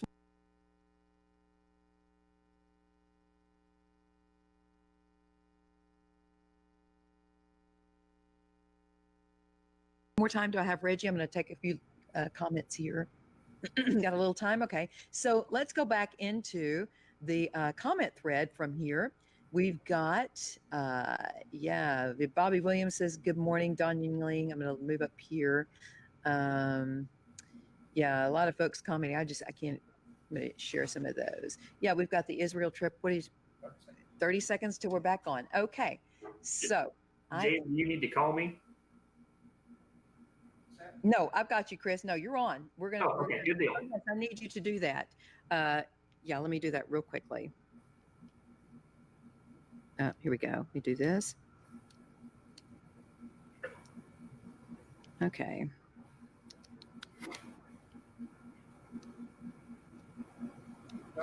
Okay. Welcome back. Jan Morgan here. I am talking with, hold on just a second. We have our next guest is Sheriff Chris Brown. And Sheriff Brown is the sheriff of Cleburne County, Arkansas. He is he's going to be making national news for darn sure, because he has actually decided to take a stand against red flag laws in a very bold way. Now you can see Chris in the background, but while I am reading this, I want you to listen to what he said. He called me several days ago and said he was going to do this, and I said, okay, if you're going to take a stand and say you're not going to enforce red flag law in your county, I want you to put it in writing. When you put it in writing, I'm going to tell everybody about it. So listen to this. This is Sheriff Brown. He says, I believe red flag laws could potentially be violations of our First, Second, Fourth, Fifth, Sixth, and Eighth Amendment rights. And as sheriff, it is my duty and responsibility to stand in between the citizens of Cleveland County and unconstitutional overreach by any government. I strongly oppose red flag laws, and should they be passed by the state or federal government, I will take a hard look at the constitutionality of each statute before directing deputies to enforce them. To our law enforcement and military members, our oath, remember that our loyalty lies to the people of this nation. To other sheriffs and chiefs, I urge you to stand up and make your voice heard, that we will not be the enforcement arm of unconstitutionality, that we will stand for what is right and stand in constant defense of our citizens, our nation, and our Constitution. Okay, so with me is Sheriff Brown right now. Sheriff, how are you doing today? I'm doing great. Thanks, Jan. Good to be with us. I was going to try to call you on the phone and do the phone by the speaker, but it seems like we can hear you just fine. So, all right. What inspired you to step up and make this bold move? Well, this is something here in Arkansas. We live in the natural state. We're very pro-gun here, and this is one of those things that I wasn't really sure that we would need to worry about at a state level. And then during this legislative session, they snuck one into committee, and I'm glad that it died there in committee. But it got me really realizing that this can happen anywhere. And Arkansas is not exempt from that, and so we need to make our voices heard and make sure that not only the public but our other elected officials, our politicians that are that legislate and make laws, know where law enforcement stands and where we as other elected officials stand as well. So the timing of it, we're past legislative session now here in Arkansas, and this is still a conversation at the national level, and it's time for some of us to stand up and say, this is not the right way to go about this. Well, when I talked with Senator Cotton on the radio, I was co-hosting another show and talked to Senator Cotton a few weeks ago, and he said what it's looking like is that the federal government, rather than passing red flag laws because they're getting so much backlash, that they are looking at Senator Lindsey Graham's bill, which would actually incentivize state governments, hand it back to the states and incentivize state governments to pass on the state level red flag laws. And it would actually give them financial incentive to do so. And when you start talking about giving states money to enforce policies, the last time that happened here in Arkansas, we got Obamacare, which has been a disaster, a financial disaster for this state. So we're getting ready to hit a break. And when we come back from the break, I want to hear from you on how you feel about that possibility of it becoming a state issue and the states being incentivized to do that. Also, when you come back, we're going to discuss with you exactly what amendments in the Bill of Rights that red flag laws violate, and then from a law enforcement perspective, how that's going to be a difficult thing for you guys to have to enforce for those who try to enforce it. And I also want to talk to you about the Sheriff's Association, because I know that there are a lot of people in law enforcement that may not necessarily agree with you. And so we're going to talk about all that after this break. Stay with us, folks. Very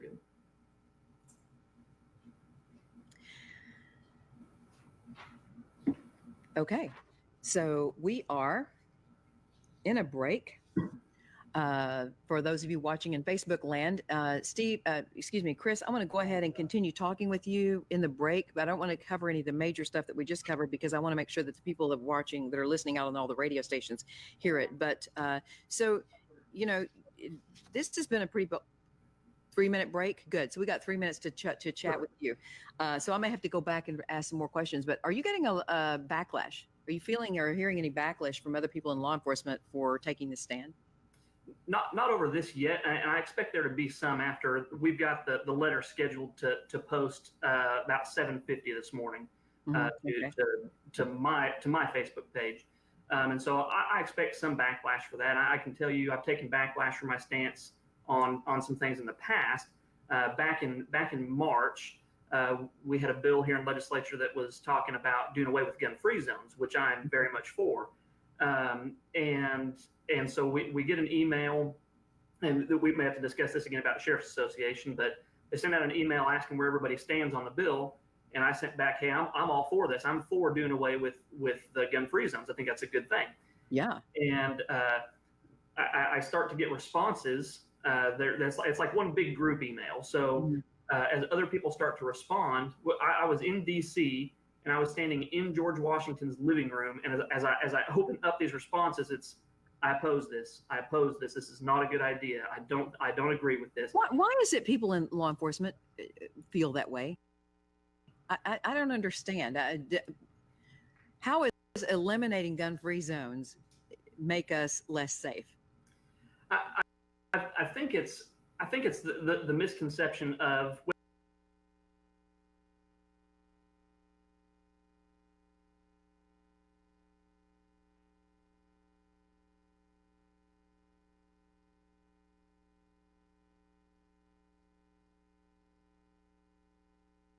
Well, this is exactly what I think it is. It's the misconception or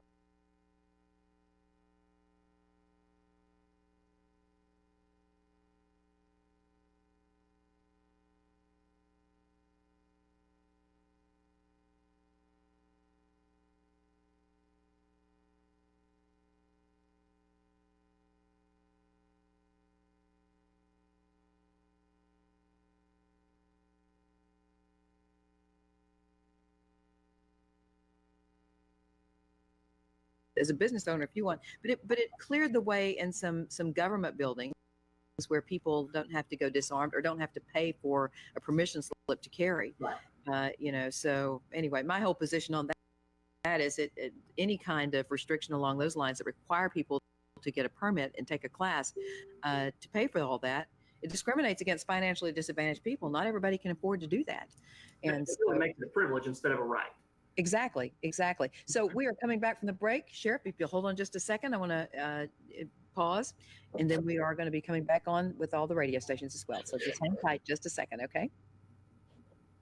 Okay. Welcome back. Jan Morgan here, filling in for Paul Harrell. Thank you so much for joining us. Conduit, and of course I'm sure it will be the big story today and eventually probably be national news, as the other sheriffs, very few, but some are actually stepping up to the plate and saying, if the federal government or the state government passes red flag laws, I as a sheriff am not going to enforce those laws in my county. And a lot of people may not understand this, Sheriff, but in your county as a sheriff, and this is why I tell people, your sheriff election is the most important election you vote on, because the sheriff has more constitutional authority and power in his specific county or her county than the president of the United States. Yeah. Absolutely. And it's as a sheriff, I mean, it's why sheriff's elections are so important, why you have to know who you're voting for and where they stand. But, as the sheriff, we're the last line of defense but between overreach and our citizens. It's our responsibility and our duty to uphold the Constitution of the United States, the Constitution of the state of Arkansas, to make sure that the rights of our citizens are protected. And that key protection there for us is a huge thing. Right. Well, you swore to uphold the Constitution, and the red flag laws, all of them that I've seen, whether you call it red flag, extreme risk protection order, or gun violence restraining order in some states is what they call it. Regardless, I have yet to see one that does not violate the First, Second, Fourth, Fifth, Sixth, and Eighth Amendment rights of the people. So, and in addition to that, as someone in law enforcement, doesn't it put your officers in particular in more dangerous situations when we're talking about going into people's homes and confiscating their guns? Absolutely. You know, and you've already seen one instance of that in Maryland, and that was last year, 1 month after Maryland passed their red flag law.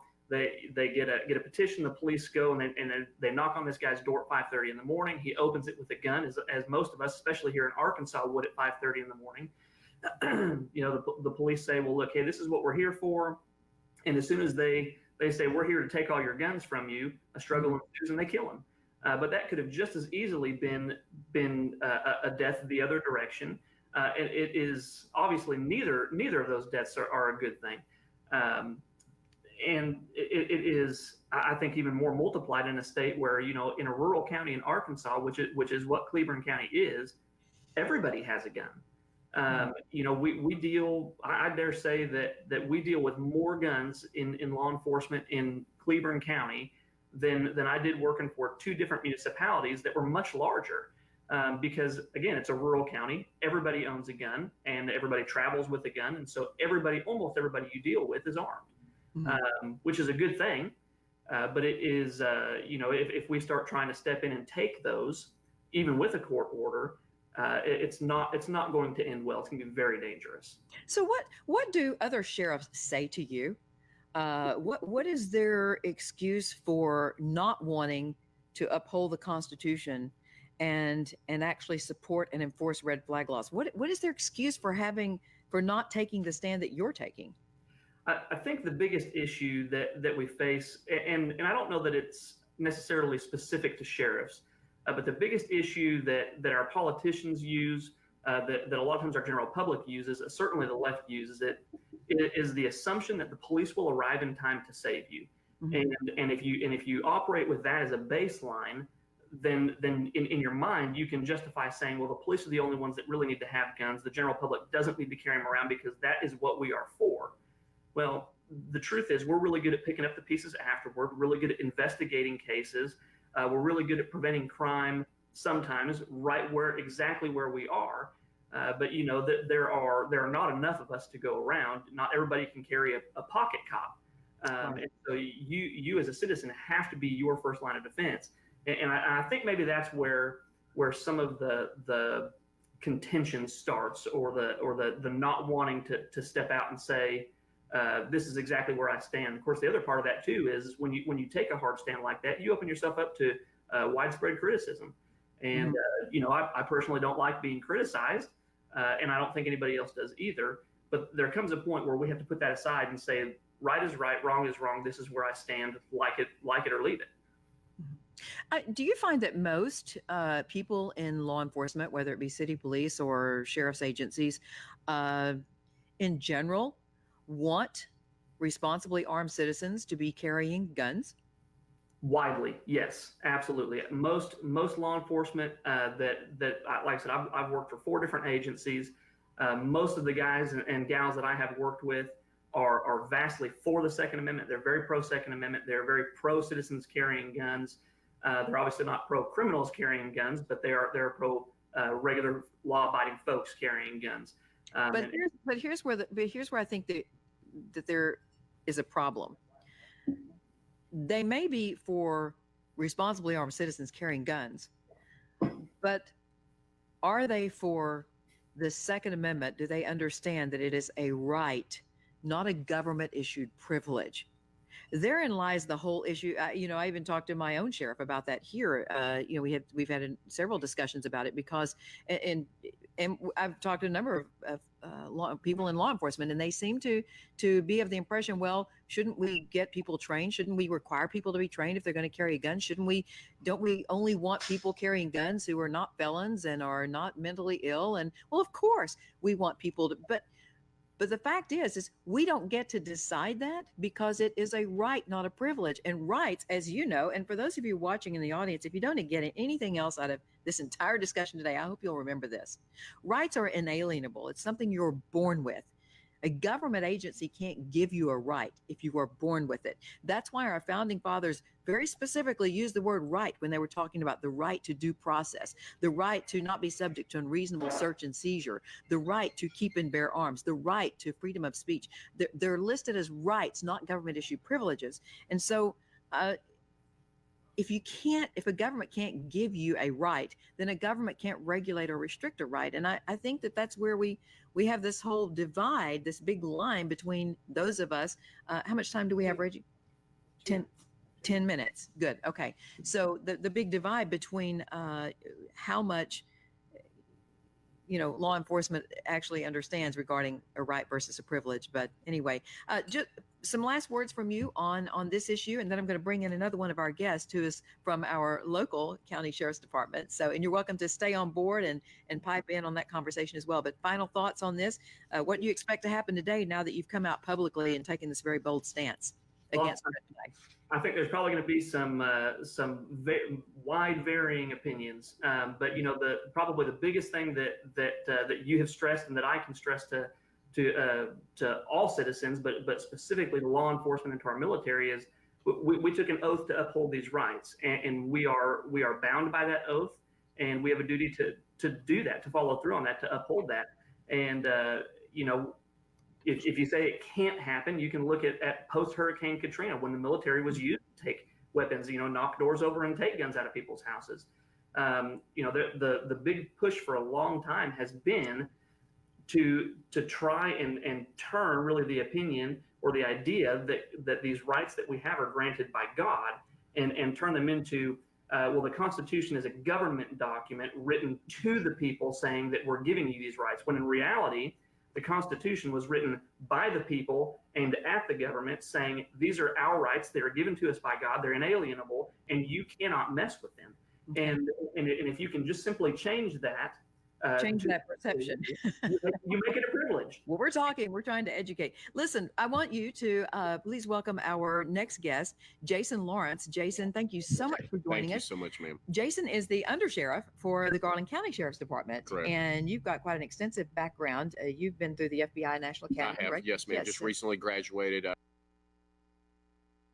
Came back at the end of March of this year, ma'am. I saw the picture. So good. Congratulations Thank you, on ma'am. that. Appreciate it. So let's talk about the whole mental health issue. Sure. Because that is, when you talk to people in law enforcement, the ones that I've discussed this with, who say, well, we've got to do something. Well, you have to deal with mentally ill people. So how big of an issue is the mental health problem regarding what you all do as law enforcement officers, Jason? Well, it's something that we face every day. The number of calls for mental health, and I would assume it's the same for you, Sheriff, in your county. The number of those suffering from a mental illness or suicide threats, those numbers have gone up increasingly since 2015 when I came in with Sheriff Mike McCormick. Mm-hmm. So the issue is, what do you do with them? Right. They don't need to be in your detention center. Sheriff, you would agree, Absolutely. Your detention center, I doubt you have a jail that is empty and ready to be filled up at any time. No, we don't need to put them there. If they commit a crime, they need to go to jail. Mm-hmm. But what do we do with them? So that's the purpose of crisis intervention training and crisis stabilization units. Get those individuals to a treatment facility to get them the treatment they need. We don't have enough stabilization units. No, ma'am. We don't. Tell me if I'm right on this, because I had heard when I was on the campaign trail, right. people. You're always right. Yeah, that's right. Well, thank you for acknowledging that. Well, I do what I can. That's what I say. But when I was on the campaign trail and I was listening to people in law enforcement, talking to people, they were saying that one of the biggest problems they have is when you take mentally ill people off the streets, there's nowhere to put them, that the few stabilization units we have are always full. Well, and I don't know about necessarily always full. For we example, don't have them in every county. No, ma'am, we don't. For example, the closest one we have for Garland County, Hot Springs, is going to be Little Rock. So they have 16 beds available. For only us, 16? Yeah, That's it? Yes, ma'am. Only 16 beds available. The issue that we have is, for example, once you determine someone is suffering from mental illness and you're able to convince them, because once again, state of Arkansas, it's voluntary to go. It's going to be an hour to 2 hours before that deputy is back. Mm-hmm. So for us, and once again, Sheriff, I keep picking on you, but you know how it is. We have a lot of ground that we have to cover. We're not like a city. So for us, we're in a position that we have 700 square miles, population of 98,000. We take that deputy and they're going to be gone for 2 hours. That means that deputy's not going to be here. So that's something that we would like to see locally, is a crisis stabilization unit to get individuals the help they need. How likely is that to happen? Ma'am, that depends on the government, and you know how the government works. No offense. I mean, it's a money deal, and I get it. Nobody wants to pay more taxes. Nobody wants to be in a position where they have to pay more money. Well, we've got to do something on our local levels, get the individuals the help they need. Well, now you all recently, and I say you all, there was a big commission meeting of civic leaders, people in law enforcement, people in education. You all just recently had a big meeting here in Hot Springs because we had, a couple of shootings in the downtown area. Yes, ma'am. You actually had to take out a guy who pulled a shotgun. Yes, ma'am. Walking down the street. He was mentally ill. He'd been arrested or taken in, I'd heard multiple times. He was, yes, ma'am. And so people here are very concerned about it. And what came out of that brainstorming session of leaders? You know, the purpose was, once again, Chief of Police Jason Stacy wanted to bring a group of individuals in and say, we need to do something. And I completely agree. We need to do something to address the issues of violence. Violence has always been here. The issue is we have a new generation, once again, and I'm a parent of 3 kids, a new generation that's committing more acts of violence. And what is the core root? It's not guns, ma'am. Thank you. It's not. Oh, thank you so much. And I will tell you, it's not. That's right. I use the term a lot, active aggressors, because it's not a gun. It could be a bat. It could be a car. It could be anything. We have to be in a position. Sorry, I didn't mean to go off on that tangent. We have to be in a position that we treat the root causes. Just recently, there was a study that came out, and I talked about it, called the Violence Project. And I have not read it in completion, but just some general information in regards to it. They actually looked at all the shootings since 1966. From 1966 to current, all those shooting instances, 4 or more that were killed, those individuals had a couple of things in common. Parental suicide or threats of suicide, domestic violence, abuse, and had bullying. Now, I'm very important to say this. Those things by themselves doesn't mean someone's going to do it. Being mentally ill doesn't mean you're going to be violent. Right. But those are all causes. So how do we treat that root cause? The issue that this study did, which was fascinating, they looked at 200 instances that did not occur, that we stopped. We stopped as a community. We stopped as public, as parents, as law enforcement. But you didn't stop it by confiscating someone's guns. No, ma'am. No, not that. How did you stop it? Intervention, ma'am, by addressing that at a very young age. Because at a very young age, but also we have laws on the books in the state of Arkansas. Do we not have laws that allow you all to go in when there is a potential, someone who has mental issues and deal with it without confiscating their guns and taking all the guns out of the home? Well, and this is probably the biggest issue that I see in regards to the red flag laws or those other things in regards to it. Where is the data that they work? And I believe in looking at all the data. There is no data that it works. That's my point. Where's the data? Is it working? Is it not working? Or are there other factors in regards to it? You need to address a root cause instead of having a knee-jerk reaction in regards to it. That's just my opinion in regards to it. I do not speak on behalf of Sheriff Mike McCormick or the Garland County Sheriff, but on this issue specifically, where is it? We have to treat a root cause, which is at a young age. We have to do something and to help those struggling with abuse, bullying, suicide, and domestic violence at a young age so we can raise a better generation. And what is that something? It's everything. It's everything from putting things in schools and programs in schools, teaching local law enforcement, working with schools, our school resource officers, all those things, giving the resources needed for for those suffering with mental illness. Let's put money in treating those individuals at your local level. Something that I think is extremely unfortunate is that you mentioned earlier, you all have to, when you get to the scene of a situation, you have to assess if someone is mentally ill. Yes, ma'am. Since when have you're not a psychologist? Yes, ma'am. So you're a law enforcement officer. You're trained to go in and protect people and save lives. You don't go and make decisions about psychological issues related. We don't, but the thing is, law enforcement is adapted, and for the good. I will say that we do a lot more. I made the comment yesterday. A law enforcement officer has to be a marriage counselor, has to be a referee, has to be a lawyer, and sometimes we got to be a car salesman. And you convince those individuals that are struggling at this point to get in that ambulance to go get help. The issue is once they go to a local hospital and then they're treated and released. And what happens 1, 2, 3 days later? And you're taking that same call again. Exactly, which is what happened with the gentleman downtown. Yes, ma'am. In Hot Springs, which was very scary. So out of that big commission meeting and all of those brainstorming that was taking place at that meeting here in Hot Springs, was there any kind of push for gun control measures in our city? I never heard anything in regards to that. I didn't. And as I will tell you once again, that is not the answer. Okay. That is 100%, in my opinion, not the answer in regards to. We don't need that. Okay, good. Well, thank you so much for joining us, thank you, Jason. ma'am. I appreciate it. Pleasure to meet you, Congratulations ma'am. on the FBI Academy Thank you, and ma'am. running through Appreciate that. it. And we'd love to have you back on Yes, sometime. ma'am. Thank you. Talking Good to see with you, us soon. Sheriff. Okay. You too. Thank you. All right, we are running out of time. We're hitting up on a hard break. Thank you, folks, so much for joining us today. I thought we had a great show. Enjoyed all of the guests. Thank you, Sheriff Brown, for taking your stand. And we're going to be staying in touch with you to make sure that things go well for you and to keep on top of that. So stay in touch with us, Sheriff. Thank you all for listening out in Facebook land and Conduit News, the #1 source for conservative news in the state of Arkansas. Thank you so much for joining us, Paul Harrell. Hope you have a great vacation. And I believe Hannah Webb is going to be filling in for the next couple of days. And for everyone else out there, have a great holiday weekend. We'll be seeing you around. Take care.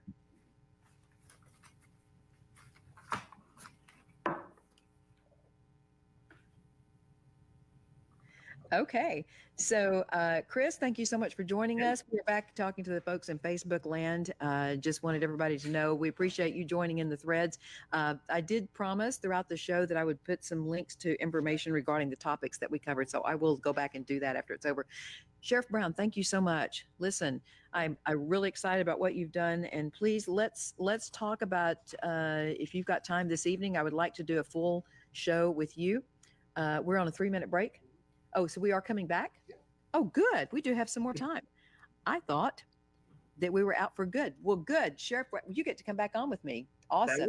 Yeah, we're in a 3-minute break again. So, yeah, I was thinking we were done, but this is good. So we've got more time. Let me pull you back up. And as soon as this break is over, we're going to let some people ask some questions as well. Let's go into the thread and look at what people are saying. Yeah. Oh, just thought, how about this, Sheriff? I don't know if you can see what's on the screen. It says we have 70 Sheriff Browns in Arkansas. Yes. We have 75 counties, so we need 75. Yes. Trudy says, great show, Jan. Yes, thank you. I appreciate that. Great dialogue. That's coming from John Q. I forgot what state John is. I think maybe he's in Arkansas.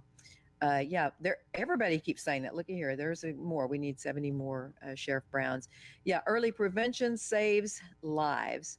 Yeah, Maria Turner says prevention is a big plus, but our politicians do not want to allocate money to prevention programs. Yeah, that's the truth.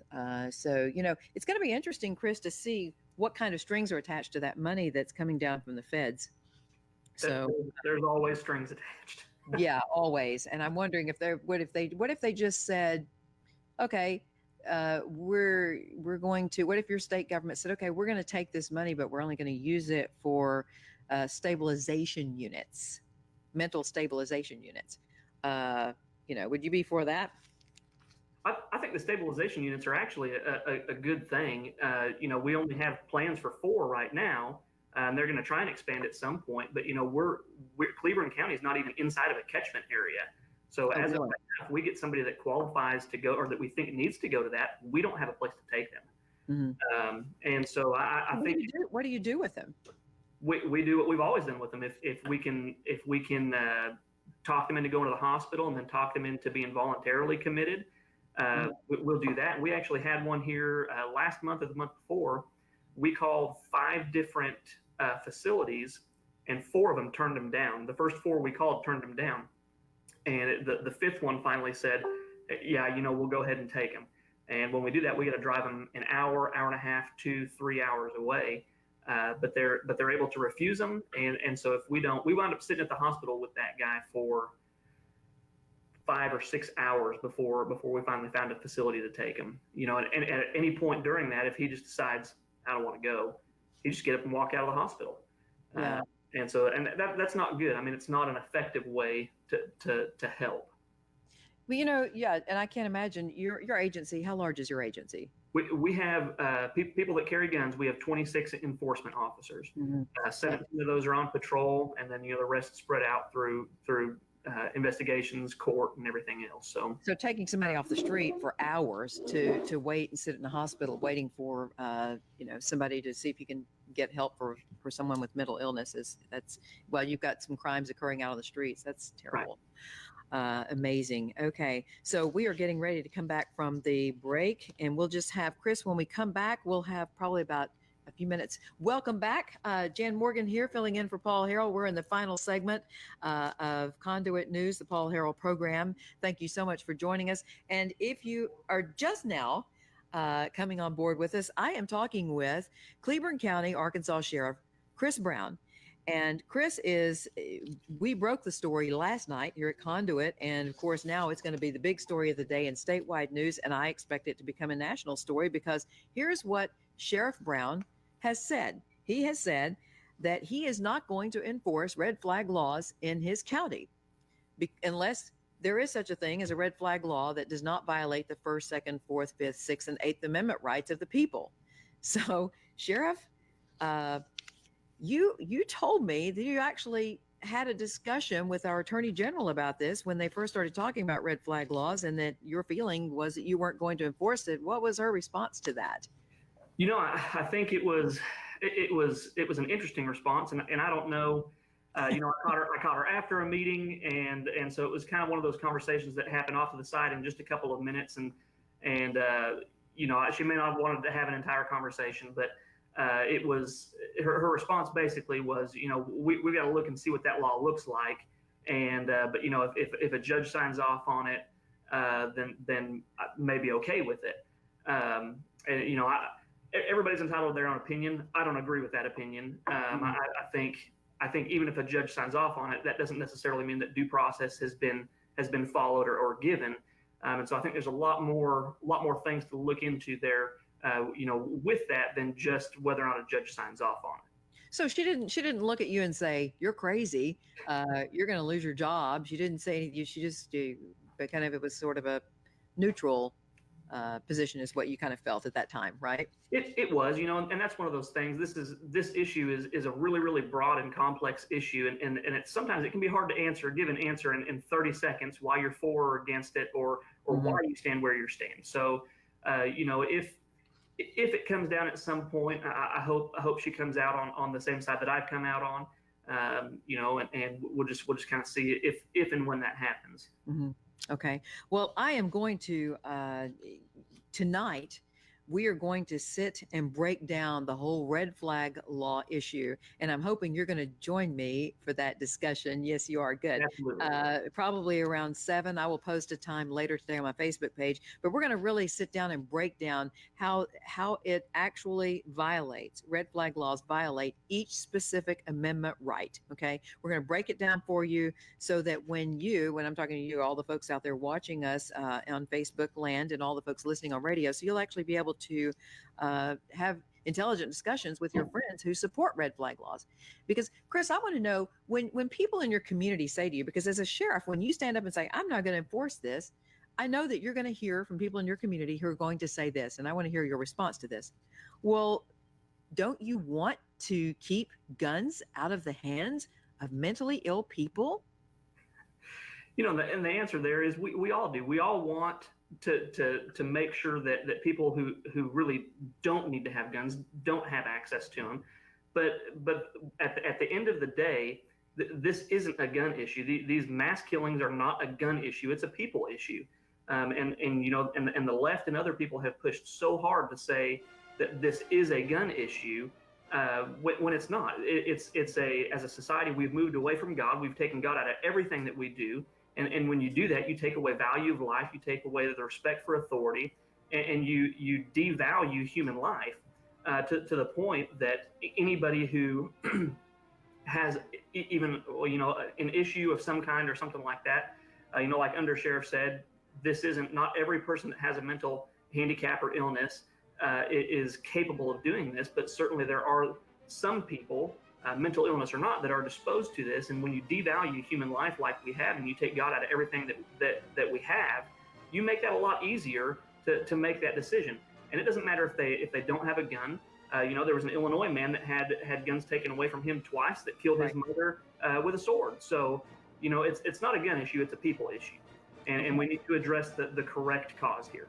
Okay, Sheriff, we are coming up on a hard break toward the end of the show. I really appreciate you joining me. For everybody watching us out on Facebook, and for those of you listening on the radio, come to my Facebook page tonight. We will be going into much more in-depth discussion of red flag laws tonight. Thank you, Sheriff, for taking that stand, and keep us posted on how things go. All right. Thanks. Thank you, folks, for joining us. Paul Harrell will be back next week. Hannah Webb will be filling in for the next couple of days. Thank you for joining us, and you have a great holiday weekend.